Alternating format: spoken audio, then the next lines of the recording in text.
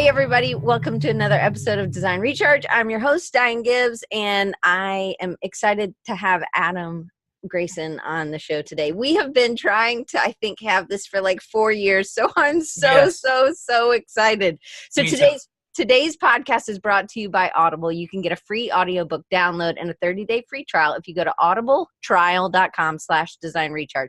There's over 180,000 titles to choose from for your iPhone, Android, Kindle, or MP3 player. All right, so we're going to get started. I have so many questions, and what I love is that Adam is so honest and real, and I love his heart and his passion for other people and his faith and how all that kind of wraps into what he does.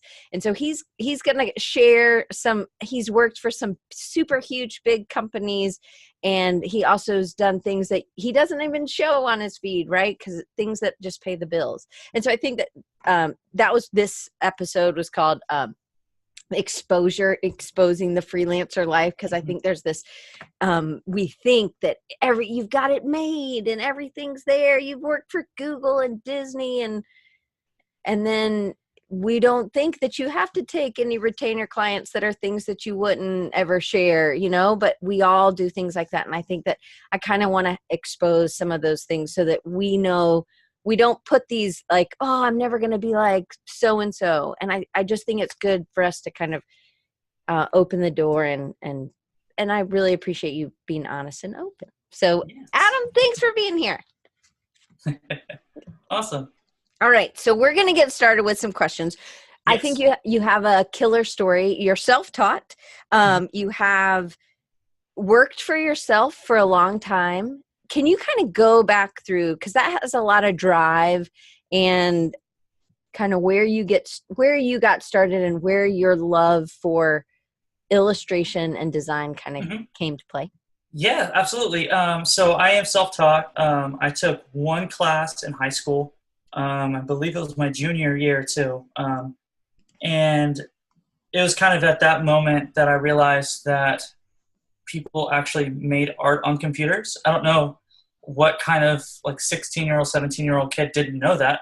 But in my brain, the only thing I knew about art was really Disney animation, was animators and fine artists and all of that. And I remember I sat in that class, it was graphic design 1, and it just kind of like hit me. I was like, oh my God, like this is actually really, really, really fun. But I mean, at that point I was still a kid. I had no idea what I wanted to do.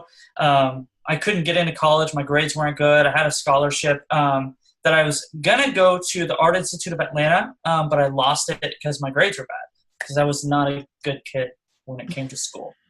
But yeah, my story goes from that to one day I was at church, and my senior pastor's wife had this computer, and I had a extremely shady bootleg version of Photoshop that I had gotten from a friend down the block. And that's kind of where I started. I was working as a bag boy right out of high school. And I had this really awful HP computer that was like this thick. And it was funny. It's funny how you don't realize how passionate you are, because you kind of get blinded by like real life for a moment. So I'm like going to, work as a bag boy, and going home, getting off at like 11 o'clock at night, and then just making random stuff in Photoshop until like 3 or 4 in the morning. And I did that for a while, and then I finally started doing actual work with the church. And I always say this, but I thought I like made it because I learned how to take an image in Photoshop and turn it into a brush. So I thought, oh, cool. Like I'm like a real artist now. Like I took a leaf and I turned it into a brush. And I worked with the church for a long time. I ended up in Kansas City. And in Kansas City, I had people that really believed in me, and they really pushed me, and they kind of helped me grow as an artist and start taking it a little more serious.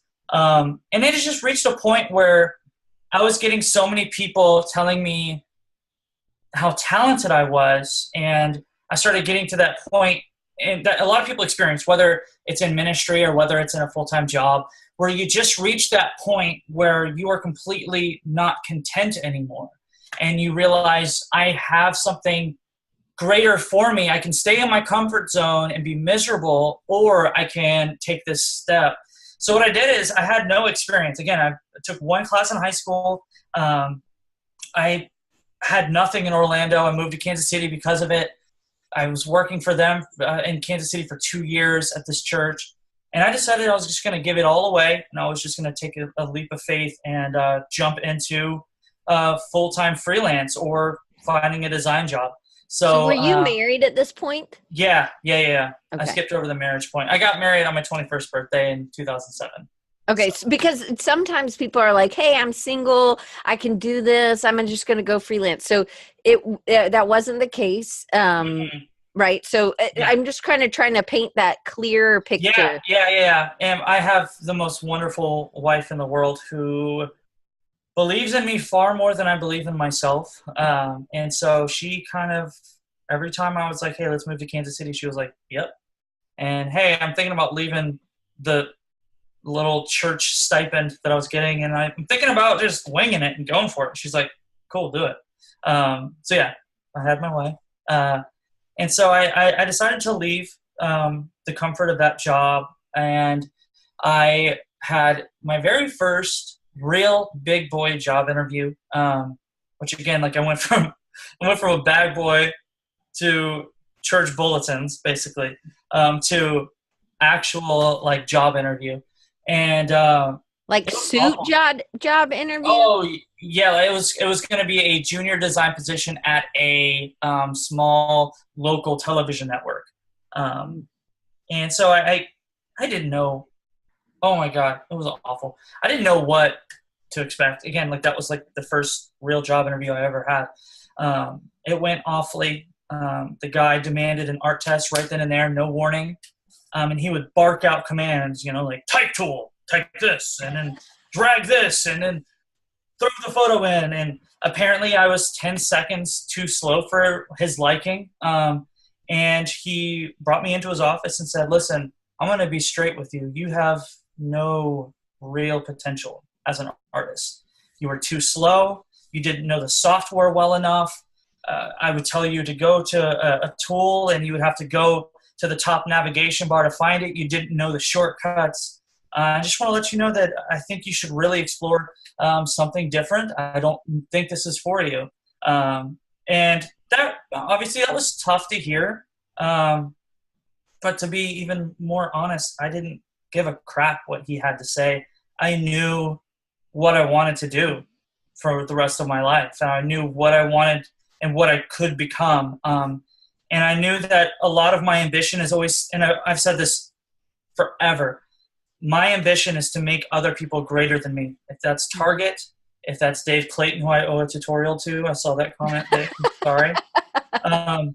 My goal is everybody that has a chance to see my work, to meet me, to email me, to hire me, I want to make their life so much greater than they even know. So when that guy said that, I was like, you can say what you think, you can say what you believe, but I'm going to prove you wrong with every bit of energy inside my body. So I left that. I called my wife, and I told her what he said, and we both kind of had a huge laugh about it because we just knew we knew that level of negativity could only be an attempt to inflict fear on my belief of myself. And I was not willing to believe that I would fail. And I didn't. Maybe 2 weeks after I left that, I was still doing like little freelance stuff. So I was making small amounts of money, but at that point it was like I was charging $50 for a logo. So then like everybody wanted to hire me for a logo. So I was doing like 100 logos a week to just make money. But then I had my second big boy interview, and it went completely opposite. At that point, also, my little brother had drowned in a pool. That was, I think it's now 9 years ago, 9 or 10 years ago. Yeah, because he would have been 19 this year. So at that point too, so I left the interview. At that point, I was just a graphic designer. I had no grid for illustration or anything. So my little brother passes away. I took it very, very bad. And I went from weighing like 150 pounds to 245 pounds in the span of just a few months.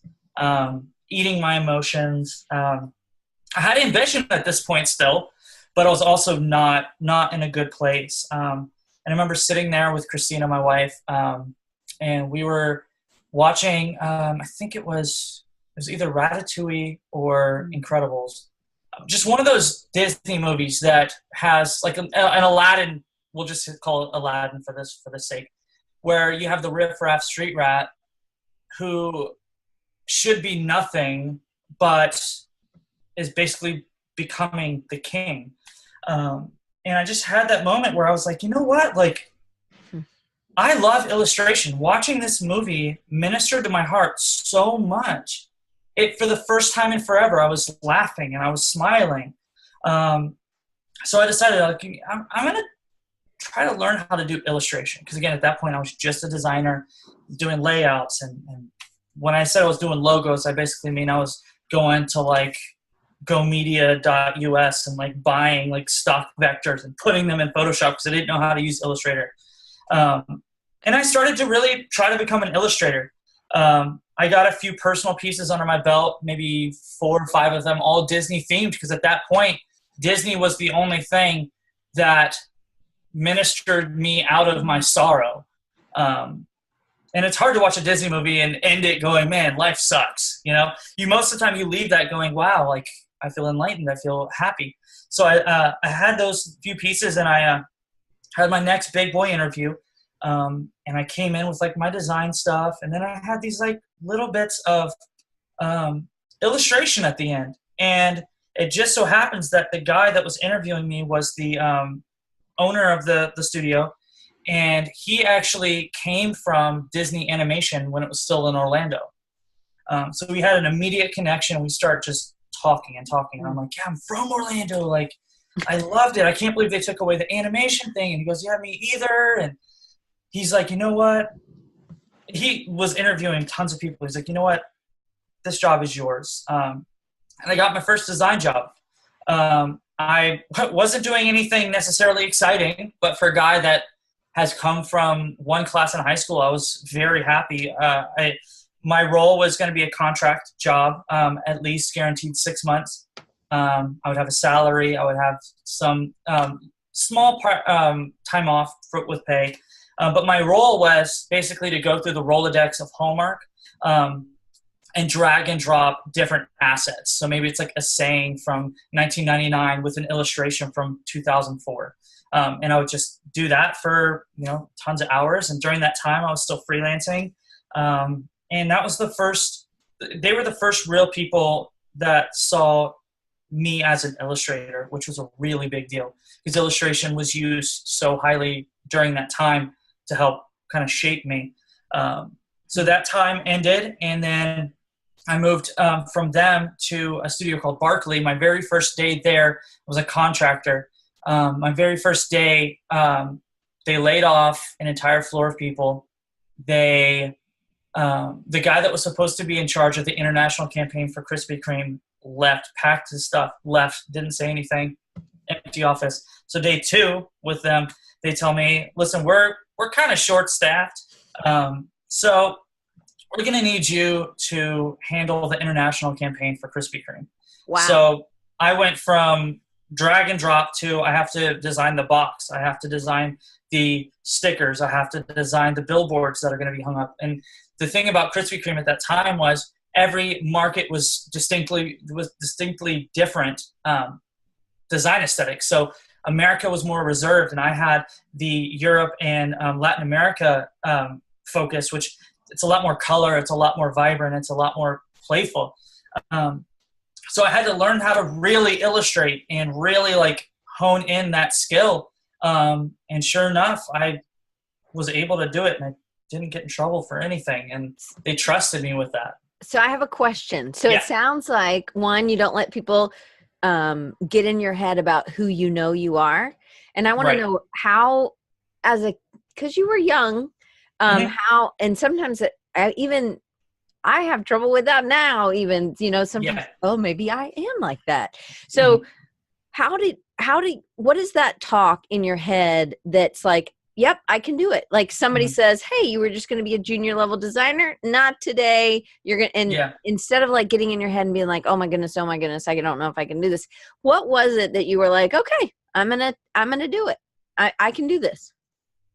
I think, I mean, there's a lot of levels to it, but I think a lot of it comes to the point where I enjoy the side of being a little bit foolish. Mm, And I'm not afraid to be told I'm not good, because that's just motivation for me. mm, Um, to get a little deeper, that was kind of my childhood. I grew up being told by my mom and my stepdad. They believed in me. They always thought I should be a manager of Publix. They didn't really understand the whole art thing. But my now deceased father, he was very hard on me and very tough. And so I would get a lot of negativity on one end, and then my mom and my stepdad would flip that and give me lots of positivity. So in many ways, I grew up with the struggle inward of being told I'm not good, but then having other people try to fight that belief system in my heart. So I think that just got to the point where I had to know that the opinions of other people don't matter as much as how much I believe in myself. mhm, Um, and really, I think we're all capable of greatness. I mhm. think we're all capable of doing a gift card for Target. I think we're all capable of being asked to partner with making illustrator brushes. I think we're all capable of all the things that I've quote unquote gotten that have inspired people. I think everybody's capable of it. I think it's a focus on yourself and a belief system of yourself that a lot of people trip up on, because it is a lot easier to think you suck than Yeah. to buy into the fact that you're talented. I still struggle. The other day, I mean, some people know this that have been following me. I've hit a bit of a drought. The second quarter has been tough, and part of why, for instance, that I haven't gotten the tutorial done for Dave, is I've been in a little, besides like losing my dad, which I kind of just talked about. I've been in a weird funk. I've had to try to debate between, do I keep freelancing full time? Do I get a full time job? Where do I get a full time job? Well, I don't want to move to San Francisco. I don't want to move to New York. So I've had a lot of things going on all at the same time, that can easily get in your head, and kind of trip you up. And I mean, the thing was 2 nights ago, I woke up at 1 o'clock fighting those thoughts because, Yeah. yeah, like I've been late on my car payment. I've been late on my rent. I had my landlord texting me daily for 2 weeks because I was 2 weeks late. Like, this is reality. You can go from making a mural for Target to having no work for the first quarter of a year. And it doesn't mean that I'm not talented. It doesn't mean that Right. I don't have amazing skills or a lot of potential or the drive to impact people's lives. It's like life just hits you when it hits you.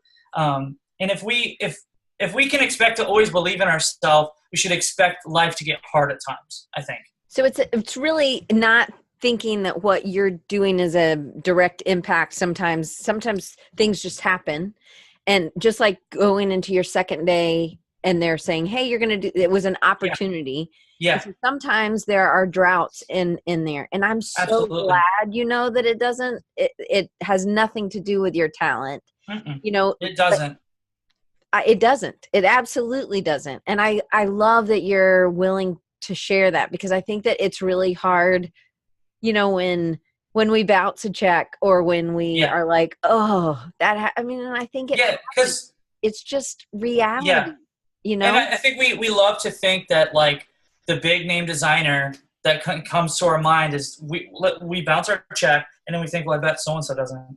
It's like, no, like you don't know. I know designers that I'm part of a Slack group, and one of the guys in there, he has his client roster is stupid. He has lots of work, But you know what? He is probably the most insecure artist I've ever had a chance to know. And so we like to think that if we reached a certain client level, that life immediately improves and that we never lack, we're never slow, we only get better. And that is so far from the truth. You will have really bad days after having a really good client. Like it doesn't dictate. And I think the battle comes in when you hit those moments. And it's what I've had to go through the first quarter. And that's continue to believe in yourself, because that's all you have. All you have is the people around you that love you and are praising you, and you have yourself. And if you can't give yourself the pep talk to tell the guy that tells you have no future, you're lying, I'm going to prove you wrong. You have to develop that within yourself. A belief in yourself is huge. I totally agree. Dee is saying all designers should stick together and help each other out. We understand each other the best. And I totally agree. I think you have to have that a best friend or some people that you can be honest with and reach out to and say, this is how I'm feeling. I think I'm going to go work at Lowe's, or Jason Karn was going to go back to construction. And I'm like, no, you can't. They're at your hands, you know, and that we will rally around each other and just try to help. And I just think sometimes it's just being honest to a group and saying, hey, I'm looking for work. Right. I think that it kind of goes against that. We're trying to look like we have it all. Oh, exactly. Right. Afraid to be vulnerable. Right. In front of people. Yeah. Right. Big and time. I think that, so what's been some of the best parts about working for yourself for the last 10 years, and what's been some of the worst parts? Best part for sure has been being able to be home. When we first moved back to Orlando from Kansas City, my wife at that point was pregnant with our first son, Harper. And as soon as I had landed from Kansas City, I got a job offered to me from Disney. I took it because I thought, oh my God, it's Disney. Oh, my career's made. It's going to be perfect. It was not.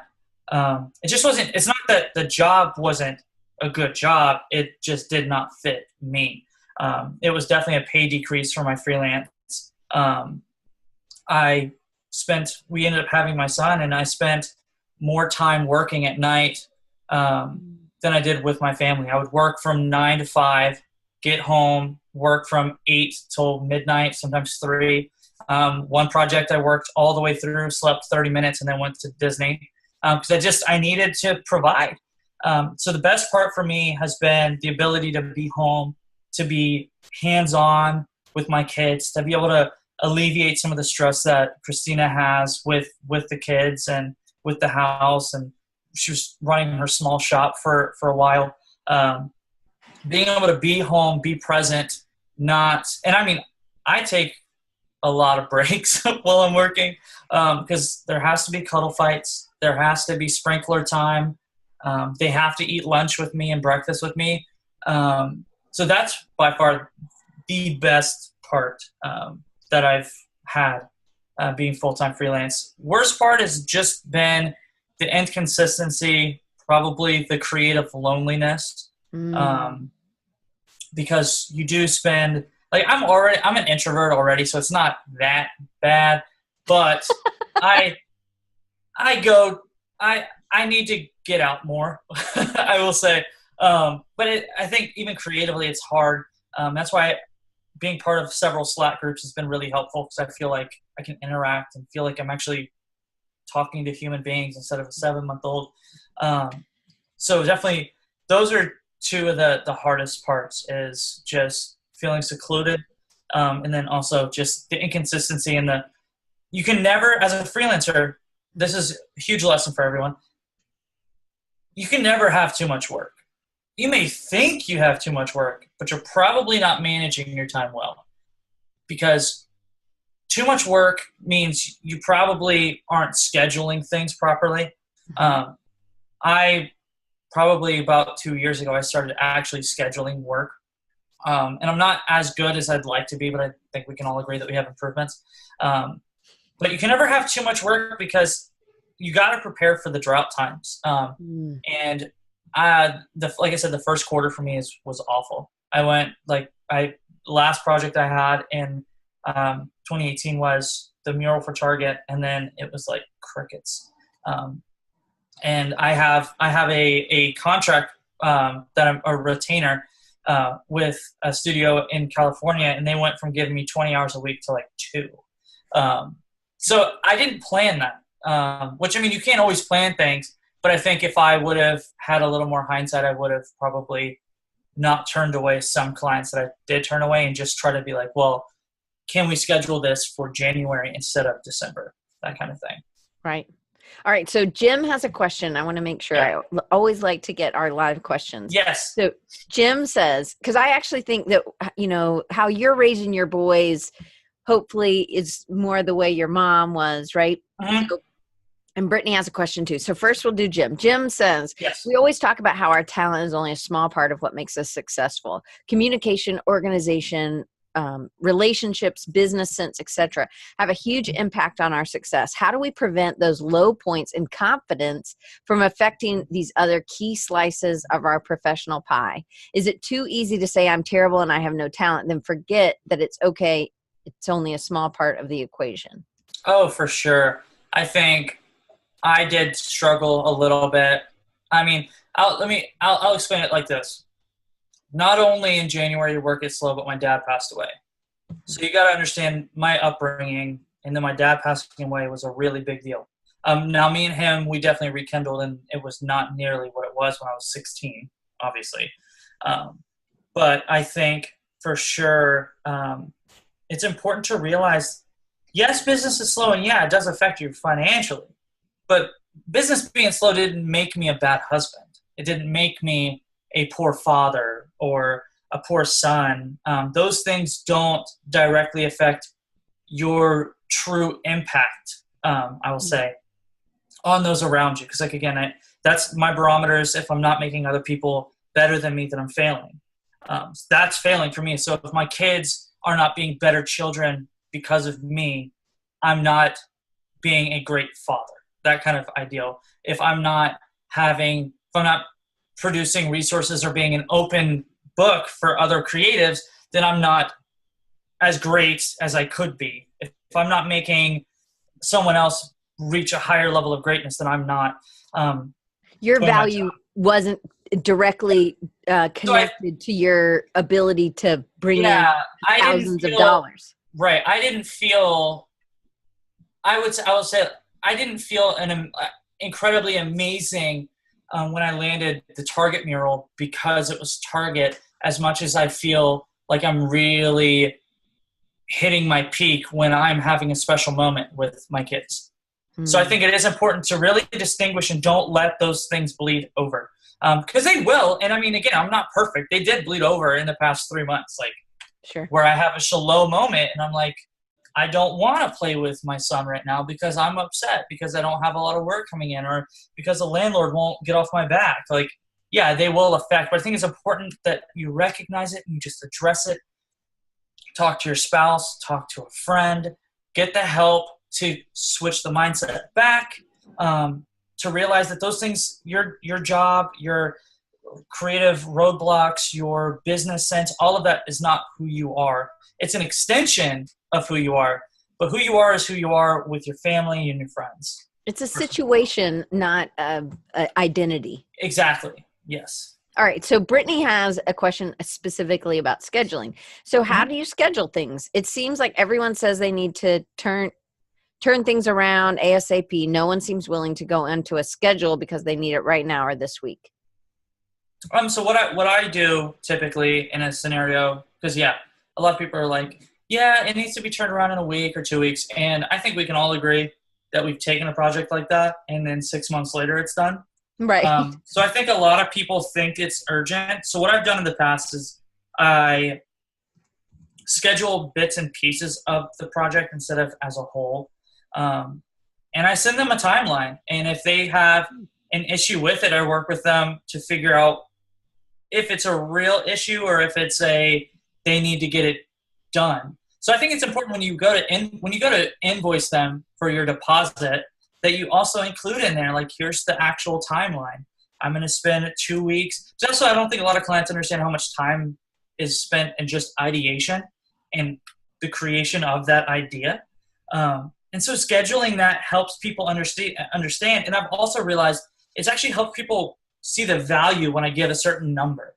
Like, instead of just throwing a number like, oh, this is going to cost $5,000, and having them go, whoa, that's a lot. Why is it so much? So-and-so said they can do it for X amount.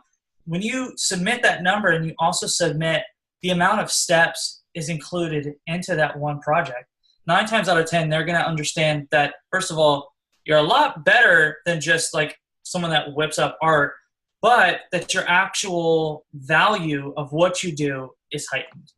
So yeah, I hope that helps. It does. So I also think I think being honest with them in the beginning is really important, but also setting goals for them, things that they have to deliver as well. Oh, yes. Because if I always have in my contracts, like, you have a 36-hour turn to get back to me. If you don't meet that deadline, then I can't meet my deadline. So I also think that, you know, if this is really critical, Brittany, that they get this, you get this back to them. What I hate is that the day before something's due, they come with so many changes. And we've already gone through, this is the 3rd round of revision. I only included this, so we've got to push this back. And so if not, then there's going to be an incurred cost. And it's really hard. I think one thing I've learned through some other groups that I'm in is that with a smaller client, you talk about the money earlier, because they're really concerned with how much this is going to cost. So it's really important. So if you were babysitting for somebody and they didn't come home, or they were like, hey, we're going to, instead of being home at 11, it's going to be 3 a.m., then you're going to be like, hey, you know, that's going to cost an extra $100 or something as a babysitter. You're not going to be expecting the same amount that you were, you know, now instead of $10 an hour, now you're getting $5 an hour. Right. And it's the same thing, I think, with us, but we tend to, I don't know why we do this. I have no idea. I'd love to know what you think, but why we tend to, why we don't want to talk about the money. I think with bigger clients, they're used to it. I don't know if the first time you had a bigger client that you were like, oh, let's pop that $5,000 and see if they bite, you know, because sometimes we don't know where the range is. Like with somebody else, $5,000, that would be super cheap. But for you, that's super, you know what I mean? Yeah, I think for sure. I mean, just my first freelance project with Disney, I got paid. So the first project I got with them was actually when they first started their social media platforms. At that point, they didn't have a Facebook, Pinterest, an Instagram, a Twitter. They weren't really active on social media. So the first project I got was to help them build their Pinterest page. First project I got with them was 12 deliverables, all typography based, which I'm not Shauna. I can't do that. But I said yeah because it was the mouse, right? Like, I was like, I can do that? Yeah. It was awful. I'm embarrassed by a lot of it. But on the 12 deliverables, I only made $1,000 because I didn't know my value yet. And also they didn't know the value of social media yet either. So I think it was both of us were a little ignorant.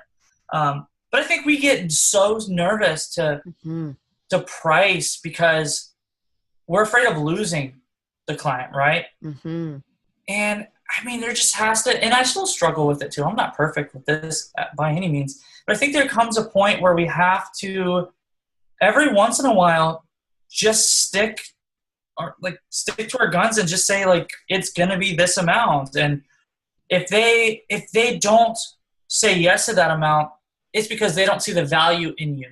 It's not because you're too high. I mean, I learned this early, but if the client immediately agrees to your price, it's probably too low. Yeah. And I mean, that still happens with me. Also, one of the other things I think is really important is that you force the client to give you a number when you ask what their budget is.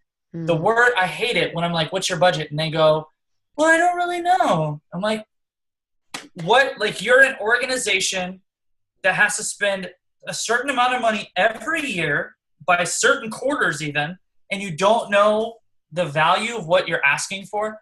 So I like to force them to give a number, especially on larger clients like big agencies, or like Williams Sonoma when I've done the stuff with them, to just get them to say the number. And if it's low, you say, well, I was thinking this. At least you're hearing where their gauge is at, so you can feel a little more confident if you want to throw on 1,000 or two, because you know you're valuable. But yeah, that's definitely something I think all creatives we struggle with. I mean, I haven't had a conversation with any creative that hasn't been like, hey, how much do you charge for stuff like this? And I'm like, I charge this. How much do you charge? I think it's important that we all stick together and we have those kind of conversations, to help us understand a bit. I do, and I think it's really good when we can have these small, tight groups of people who we can share that number with, and it be like, okay, you know what, I've been doing too much, or I've been doing too little. But I also think having that conversation with your client, if you did have to pull out that number first, which I agree with Adam, I would love it if, I don't know why, I'm really terrible at that, so I need to get better at that. But I end up having to throw out a number, and I'm trying to throw out something that I think is really the value instead of what I think they can afford. And because I also think that they will treat you differently. Like Brittany's saying, hey, I need this tomorrow. Not Brittany, but her clients are saying, I need this tomorrow.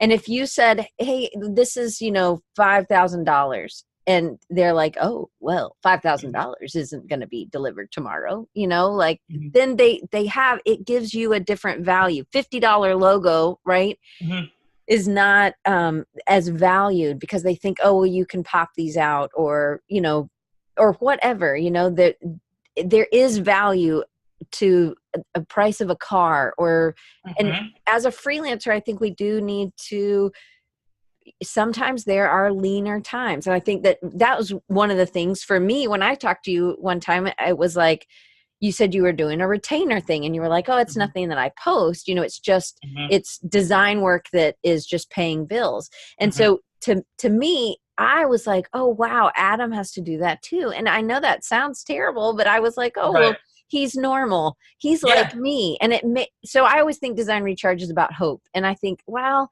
if Adam can do it, if Adam can go through a rough period, or if Adam can get a Target mural or a Target card or whatever he's doing, Williams Sonoma, Disney, and then he still has times that he struggles, then maybe my lean times are also just part of my journey, that it doesn't, it's not 100%. A reflection of me, but I do need to understand my value. And I think that sometimes we need to break up with some of those clients that are pushing us to do something yesterday. And when we do, have you had to do that with some clients that they just couldn't get to your value stage and you're like, it's just not a good fit? Yeah. I mean, because it's a disservice to, again, I'm always thinking about other people too. It's a disservice to them. If they're coming to me and they're asking for like a huge branding package or something, and I give them my range and they go, oh, well, I was thinking, $200.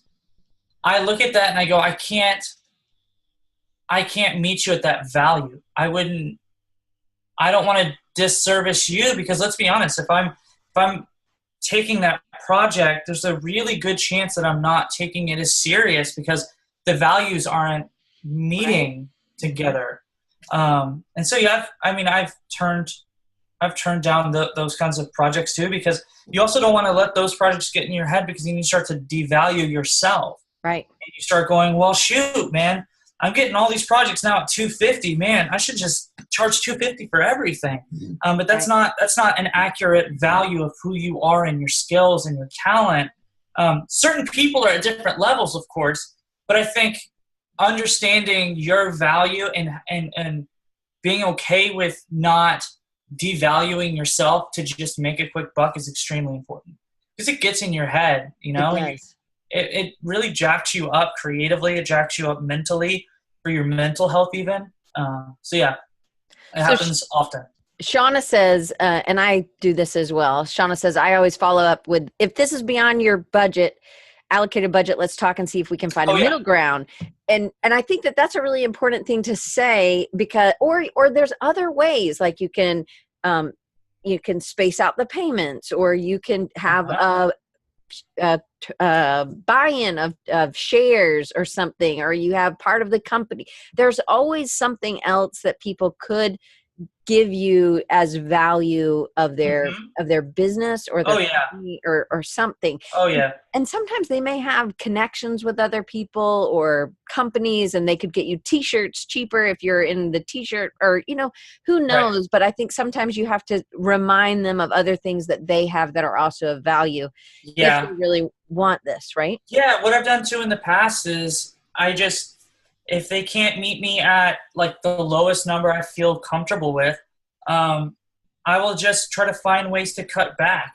Instead of a full illustration, what if we move to a spot illustration? Or what if instead of giving you these amounts of revisions, what if it was just this amount? Or what if instead Mhm. of needing it in 2 days, what if I gave it to you in 3 weeks? Being able to being Mm. able to take charge of that conversation without breaking that trusted relationship with that client that you're trying to establish, just taking control of it and helping them find that you can make it work for a certain dollar figure if they bow certain things. Right. If we lower the revisions, if we lower the scope and the size, that can affect price. Because what I charge for a full spread illustration is not what I charge for a spot illustration. It's just two very different things. The amount of time is vastly different. So yeah, I think there's always flexibility in those conversations. All right. So Jacob has a question from Slovakia, right, Jacob? I think. Isn't that right? Um, anyway, tell me in the thing. But he says, what do you think about the pricing and ethical guidelines handbook? Do you use that for pricing, or is that where you started for pricing? How did you start as a freelancer? You go from a bag boy to a church bulletins to working for a church, and then saying, hey, I think God's calling me to do something else. And then Right. you go and have other big boy jobs, as you call them. How did you start after that? Sometimes when you have those other big jobs, they kind of help you because they're there, you see what the pricing is Mhm. for those. But how did you start doing that on your own? Because that's a big job. I don't know if So you use that book at all. I have that book. That was one of the first things I got when I left that church job because I thought I'm going to use this. And I started to realize that really no client is a one Mm, size fits all thing. I can't justify, because in that book, according to that book, I should be charging 16,000 for a branding package, and that doesn't fit a small right. company. That doesn't fit, and that doesn't even fit every big company, because not every $16,000 logo is the same $16,000 logo. Like sometimes the application is just vastly different. So I had the book and I used it as a barometer to feel a little comfortable with my Mm, pricing, but I don't think I've ever actually charged something because of what that book has said. I've mostly used it to have an understanding of what the market value is for what I do for a living. Um, but yeah, I still have the book because it's also really well designed, so it's sitting in my office. all right. So we're on question 3 and we've got 10 minutes left. Uh-oh. Um, we had Ruh-roh. 15 questions, people. We'll have to do a part 2, Adam. So tell me a little bit about, I had phrased this question that it's life's not all daisies and ice creams. Mhm. You learned some hard lessons, and one of those hard lessons was kind of about the Disney experience. And Mhm. you have had so that's one thing, but you've also had a relationship with social media, and I think Uh-huh. I'd like to kind of attack the social media relationship. I think the Disney thing Yeah. plays into that to some extent, but you're we can it can be an addiction to Mhm. a downfall, right? Yeah, big time. So some of you may or may not know this. I've talked about it a little bit more recently, probably in the last year. But I actually got semi-blacklisted by Disney because of social media. Um, so maybe 2 years ago, I started doing more and more work with Disney. Um, I got to the point where I knew I shouldn't post what I was doing, but I did it anyway because I was getting attention. Mm, I was getting likes, I was getting follows, and I immediately thought just because I hit some number of followers that, again, that life is going to be awesome, right? oh my God, Adam has 30,000 followers. Like, he can't possibly have downtimes, right? Mm. I have 30,000 followers and I have downtimes quite often. So I started posting more and more on social media. I ended up having a sheriff at my door with paperwork from Disney of a potential lawsuit if I didn't stop. All my contracts with them, at least for East Coast, with 2 different organizations within Disney, I was given paperwork of being told I would no longer work with them for, I think it's like 10 years or something. And it was all because I was so infatuated with attention via social. And at that point, Disney was the largest profit for my household. Mm-hmm. So losing them was basically kind of like losing my job. I had to rebuild connections. I got so infatuated with the whole Disney Instagram scene that it's all I posted. That's all I did. I would, instead of working on client work, I would work on social media posts for later that day because I knew my prime time to post was 6 p.m. It was very unhealthy. It pushed away people like Target. It pushed away people like Google that were giving me work consistently. But then I became just a fan account on Instagram, not a artist. Right. So it pushed a lot of people away. I lost all of that. I got that paperwork. I got the cease and desist, all of that fun, hurtful stuff. And it left me going, what was all this for? Hmm. Yeah, I have X amount of followers, but those people aren't paying me. Right. It's not like I get like 50 cents per like. I mean, who cares? Like, at the end of the day, social media is a secondary platform to showcase your portfolio. It is not, again, it's not your value as a human. It's not your value as an artist. There are people that are so much more talented than me that have 200 followers. So it's not a value barometer. It doesn't make sure that people like Target see you. That's just not how it works. And after losing all of that, that's when I realized how filthy the whole thing had become for me, to where a dream client, a company that helped me battle depression, was so disrespected by my actions. Taught me a really, really big lesson, for sure. So I love that you're willing to share that story. I think it's heartbreaking, but it's also reality of what I think social media can become for people. And I think that, so when I was at Creative South, I walked up to 2 of my friends and they were talking, because I just walk into conversation, I guess, because I'm short. And so they were like, oh yeah, I always try to, only want to post 3 likes. If I find this artist that I like, I only try to like 3 things. And I'm like, why? Mm-hmm. Yeah. And so, and there's all this kind of like mental, not good stuff, I think, that goes with it. And I'm like, why? I said, and they were like, well, I don't want to be a stalker. And I'm like, really? If I liked 7 of your posts, you'd think I was a stalker? And they're like, no.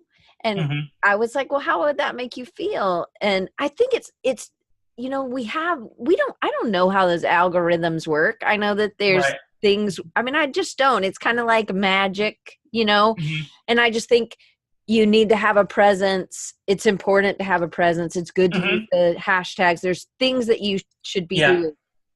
Right. Or we all should be doing. And I think it's important, just like you said, it's another place to show your portfolio. It's where a lot of people hang out. It's like, if you play music and you're at a coffee shop and that coffee shop brings musicians in, then that's a good place for you to maybe find some fans. So you should try to play at that coffee shop. But we have to be present, but it doesn't have to take over our lives. And I've actually had to kind of step back from social media, like in the summer till probably like about January. I was really like, I didn't have a lot. It wasn't like I was trying to put too much time. It was just, it took away time from other things that I thought were important. And I think that's what you're saying. And it wasn't like you weren't creating amazing work. You were, but I think it was really important that you saw that in to be honest, a fairly quick time that that you were like, oh, I'm losing maybe some connections with some companies because it looks like I'm just a fan of Disney only, right? Exactly. And I think it also, we have to respect our clients so much more. I've heard people say like that they try to, and I think if you can do it, it's great. People say like that they write into their contracts that they have the right to share, and unfortunately, that just doesn't fit for everyone. And there's work that I have done that honestly is probably some of my favorite things I've made in the last year, and I can't share them until next year. That's just the way it goes. And you better believe I'm not going to post a teaser of it. I'm not going to show the left corner because I learned if you want to build relationships are not just built on how good you are. It's about the respect that you have for each other. And my disrespect and lack of respect for Disney came back to really bite me. And now I treat every client with respect. Before I even consider anything, I ask, am I allowed to share this? Am I allowed to put this in my portfolio? If I get a no, you have to wait till X date. I don't try to find some hidden social platform to share because I need someone to tell me I'm good. The way I think you kind of hinted to it a little bit too is the way I look at it with social media is my Instagram is not a place for me to go to be applauded. It is a secondary portfolio. I don't get infatuated with studiograyson.com and go and refresh it every day. I push work there. I push work on Instagram. I push work on my portfolio. I push it on my social portfolio. And the likes and everything doesn't quite matter unless those likes and comments are first and foremost people that are respectful to me and are commenting on there. I'm not infatuated with the attention as much as I'm infatuated I'll say it like this. What I'm infatuated with social media is the connections to help other people. It's not about you coming. If you come and you say that piece is sick or man, the texture, blah, blah, blah. What I'm actually saying is I'm not saying you applauding me. I'm saying that the work inspired you. Mm-hmm. So I'm not going into social media with a self-gratification as much as I'm trying to get you inspired, as I'm trying to motivate you to learn a new craft. Maybe you don't know how to texture yet, and you're constantly looking at how I do the texture and trying to figure it out. Those are the people, those are the emotions that I want to create with everything I ever post on my studiograyson.com or my Instagram, is I want to have those pieces inspire somebody, not just make me feel like I'm some super giant artist. It's not self-involved. It's really about how you can help the greater part of the world. Because you have always felt like your art was your ministry. Do you want to end on that? Kind of for sure. That was the biggest moment. What got me to leave doing design full-time for the church was that I realized that, some people don't even know this. I was actually like a youth pastor for 2 years, and I taught at a Bible school before even doing design. But art for me is an extension of my ministry. My ministry is equipping and making other people better artists, better fathers, better mothers, better friends, more talented. I mentor people, and I'm constantly sharing everything with them. I'm working on tutorials, Dave. Yeah. I'm trying to get out of my comfort zone and share more, be on more podcasts, do more things, because I want everybody that hears my voice or sees my work to be impacted, to be better at everything. I've never been one to shy away and not share how I do things. I don't think, because nobody's me. I can give you the brushes that I use with Retro Supply. I can give you all the color palettes that I have hidden and stored on my computer. I can show you in a 2-hour-long tutorial on how to do it. But at the end of the day, you're not who I am. So I'm not afraid to share those things with you. I'm not intimidated to teach somebody and see them produce something knowing that they use the method that I use. It doesn't intimidate me. It doesn't make me self-conscious. It motivates me to do that for more people. I want more people to have that Target gift card experience that I had. I want more people to be asked to do product labels for Williams-Sonoma. I want that for everybody. And if I can be part of that, I view that as building a legacy. If somebody that I teach a little snippet of something to goes on to make something groundbreaking and life-changing for people, or just like really awesome, talented artists, if I'm even a sliver of their story, that is success. And I think if we can start as everybody, if we can start viewing things a little differently, being a little more comfortable with not being so selfish and self-centered, but really start looking at how am I making other people better, I think that's when we'll reach our true potential of greatness.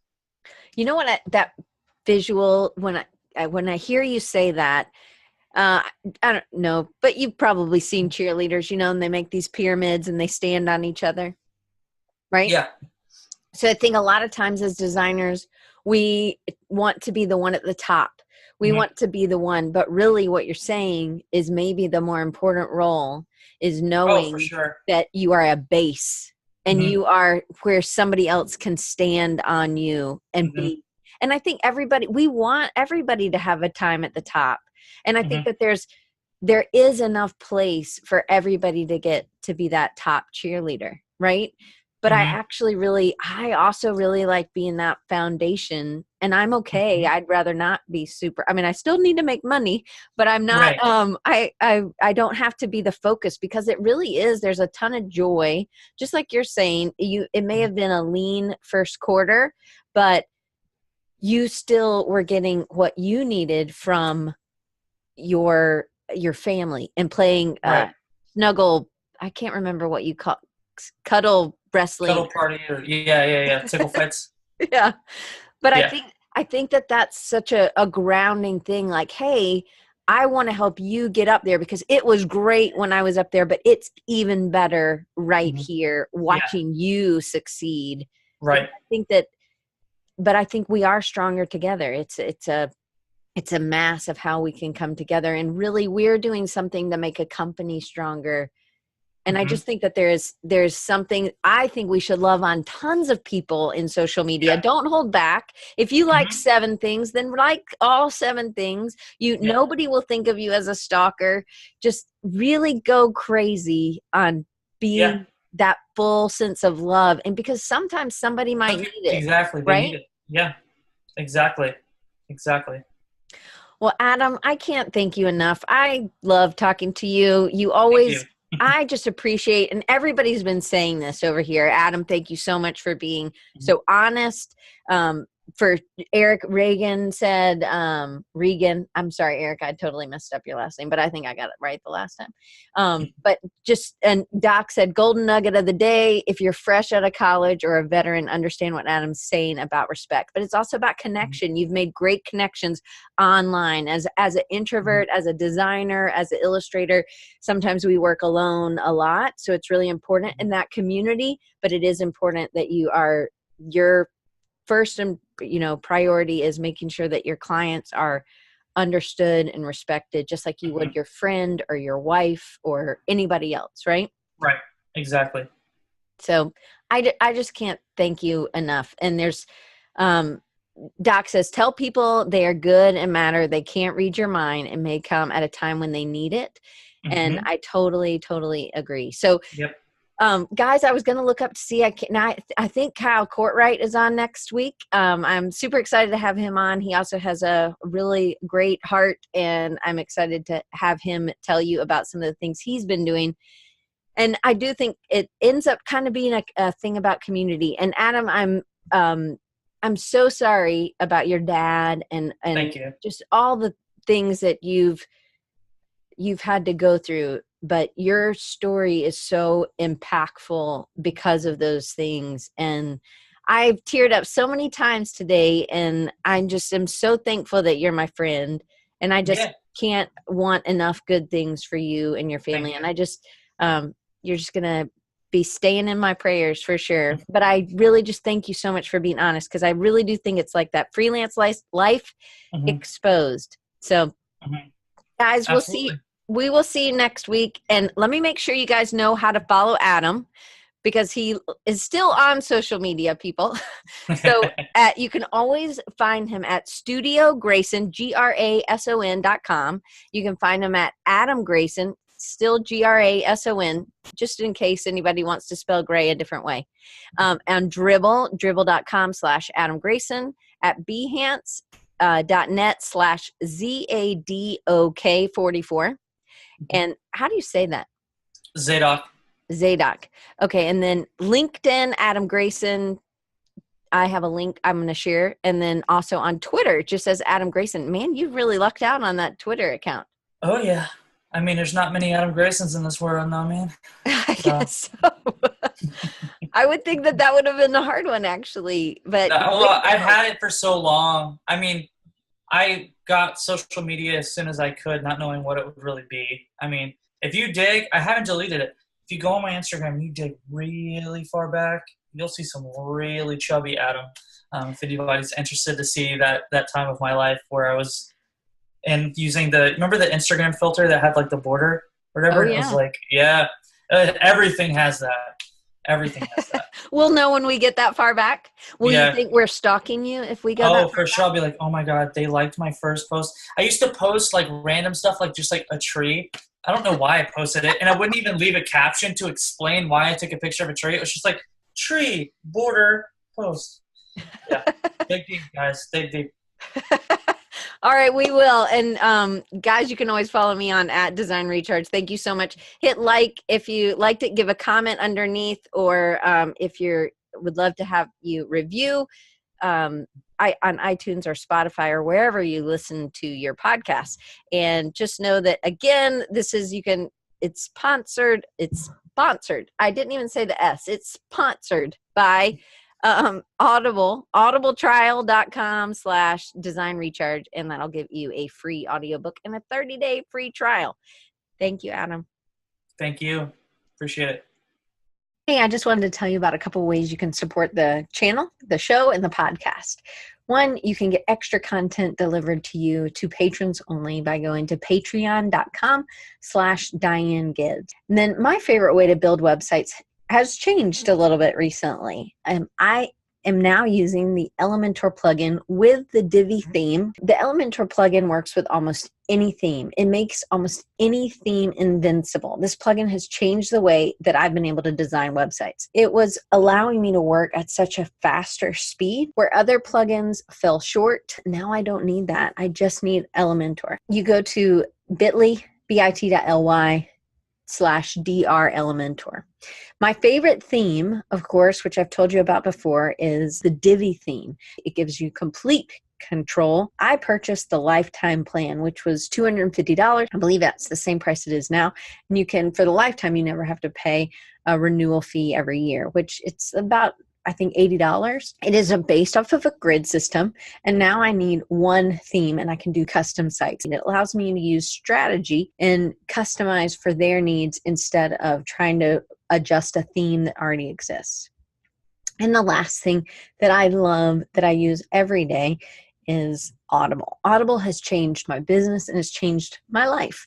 I listen to more books than I physically read nowadays. I listen when I work out, when I mow, when I have a long commute. These are all affiliate links. That means if you click on the link and purchase an item, I will receive an affiliate commission. So that's it. Those are ways to support the show. Thanks.